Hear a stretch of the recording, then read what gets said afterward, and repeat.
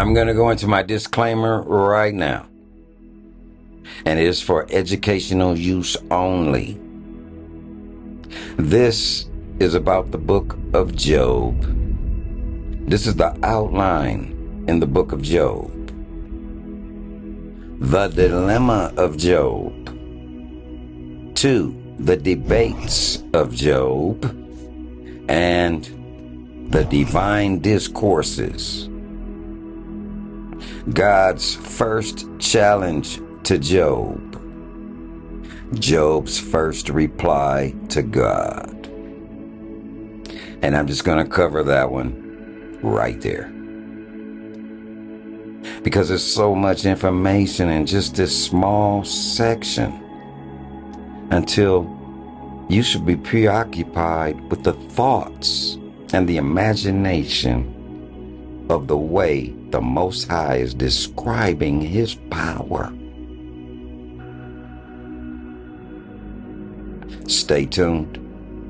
I hope you like it, and hopefully I can make it really clear to you. I'm not going to change any words.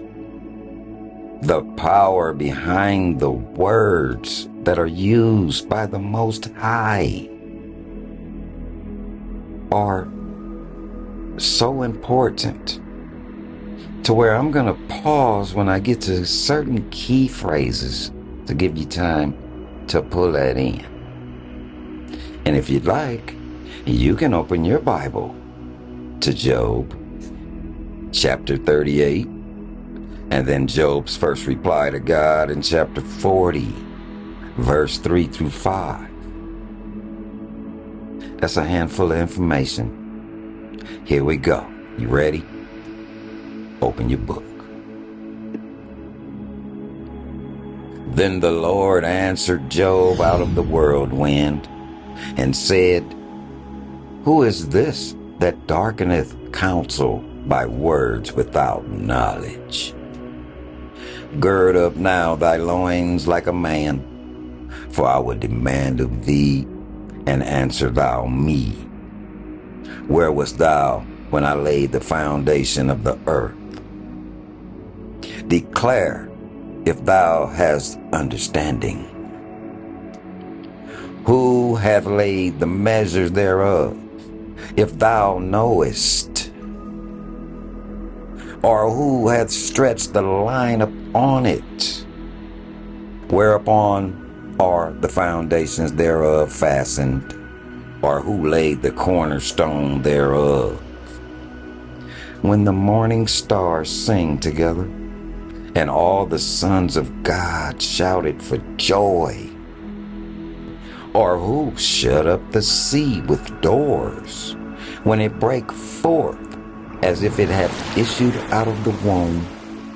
When I made the cloud the garment thereof, and thick darkness a swaddling bag for it, and break up for it my decreed place, and set bars and doors, and said, Hitherto shalt thou come, but no further.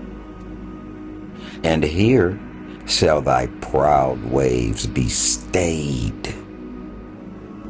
Hast thou commended the morning since thy days, and caused the day spring to know his place, that it might take hold of the ends of the earth, that the wicked might be shaken out of it?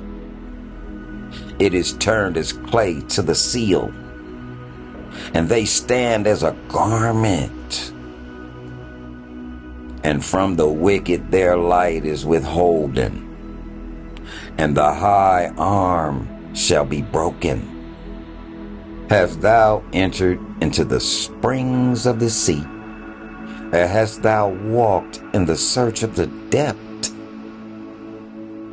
Have the gates of death been open unto thee, or hast thou seen the doors of the shadow of death? Hast thou perceived the breadth of the earth? Declare if thou knowest it all. Where is the way where light dwelleth? Just pause right there. Where is the way where light dwelleth? Where is it? And as for darkness, where is the place thereof? And that thou shouldest know the paths to the house thereof. Knowest thou it because thou wasn't then born, or because the number of the days is great? Hast thou entered into the treasures of the snow, or hast thou seen the treasures of the hail, which I have reserved against the time of trouble, against the day of battle and war? By what way is the light parted, which scattereth the east wind upon the earth? Who hath divided a watercourse for the overflowing of waters, or a way for the lightning of thunder? To cause it to rain on the earth where no man is, on the wilderness wherein there is no man, to satisfy the desolate and waste ground, and to cause the bud of the tender herb to spring forth. Hath the rain a father? I pause right there. Hath the rain a father? Or who hath begotten the drops of dew? Out of whose womb came the ice and the hoary frost of heaven?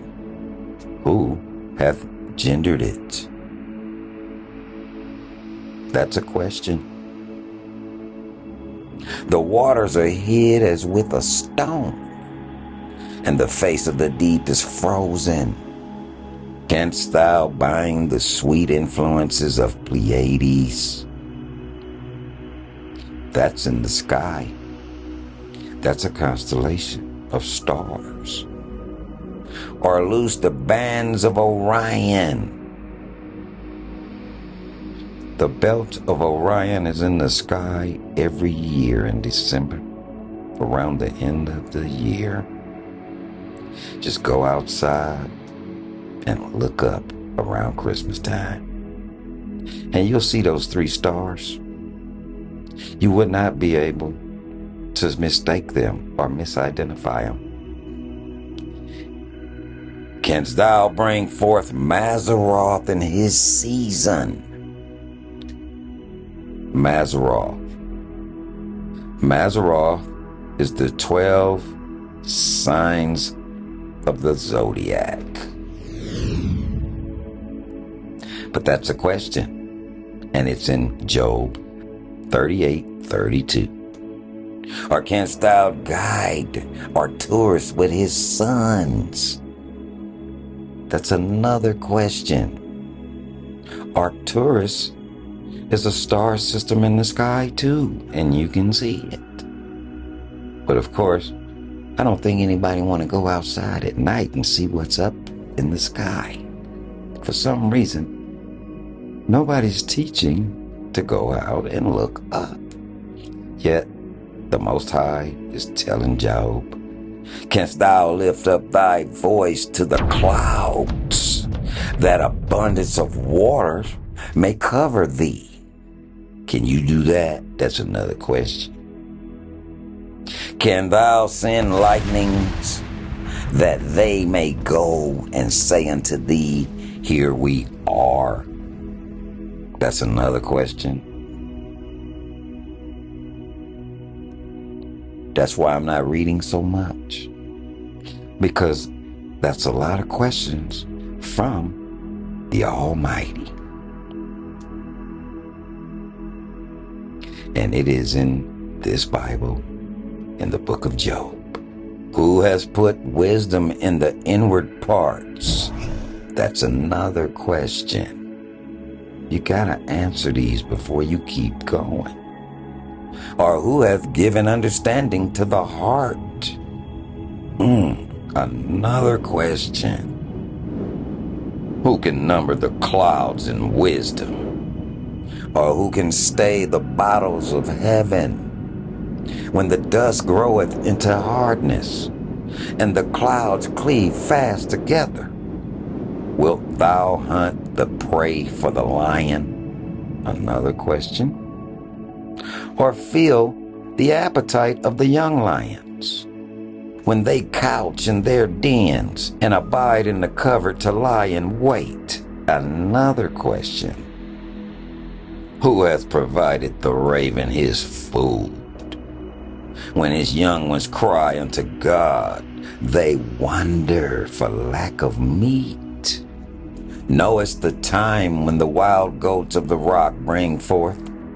And canst thou mark when the hens do clave? That's another question. Canst thou number the months that they fulfill? Another question. Or knowest thou the time when they bring forth? They bow themselves. They bring forth their young ones. They cast out their sorrows. Their young ones are in good liking. They grow up with corn. They go forth and return unto them. Who has sent out the wild ass free? Another question. Or who hath loosed the bands of the wild ass? Whose house I have made the wilderness, and the barren land his dwelling. He scorneth the multitude of the city, neither regardeth he the crying of the driver. The range of the mountains is his pasture, and he searcheth after every green thing. Will the unicorn be willing to serve thee, or abide by the crib? Canst thou bind the unicorn with his band in the furrow? Or will he harrow valleys after thee? Wilt thou trust him because his strength is great? Or wilt thou leave the labor to him? Wilt thou believe him that he will bring home thy seed and gather it into thy barn? Gavest thou the godly wings unto the peacocks, or wings and feathers unto the ostrich, which leaveth her egg in the earth, and warmeth them in dust, and forgetteth that the foot may crush them, or that the wild beast may break them? She is hardened against her young ones, as though they were not hers. Her labor is in vain without fear, because God hath depraved her of wisdom, neither hath he imparted to her understanding. What time she lifteth up herself on high, she scorneth the horse and his rider. Hast thou giveth the horse strength? Hast thou clothed his neck with thunder? Hast thou made him afraid as a grasshopper? The glory of his nostrils is terrible. He paweth in the valley, and rejoiceth in his strength. He goeth on to meet the armed men. He mocketh at fear, and is not afraideth. Neither turneth he back from the sword. The quiver rattleth against him, the glittering spear and the shield. He swalloweth the ground with fierceness and rage. He saith among the trumpets, afar, ha ha, and he smelleth the battle afar off. The thunder of the captains and the shouting. Doth the hawk fly by thy wisdom, and stretcheth her wings toward the south? Doeth the eagle mount up at thy command, and make her nest on high? She dwelleth and abideth on the rock, upon the crag of the rock in the strong place. From thence she seeketh the prey, and her eyes behold afar off. Her young ones also suck up blood. And where the slain are, there is she. Moreover, the Lord answered Job and said, Shall he that contendeth with the Almighty instruct him? That's the question. He that approveth God, let him answer it. Then Job answered the Lord and said, Behold, I am vile. What shall I answer thee? That's a question Job has. I will lay my hand upon my mouth once I have spoken, but I will not answer.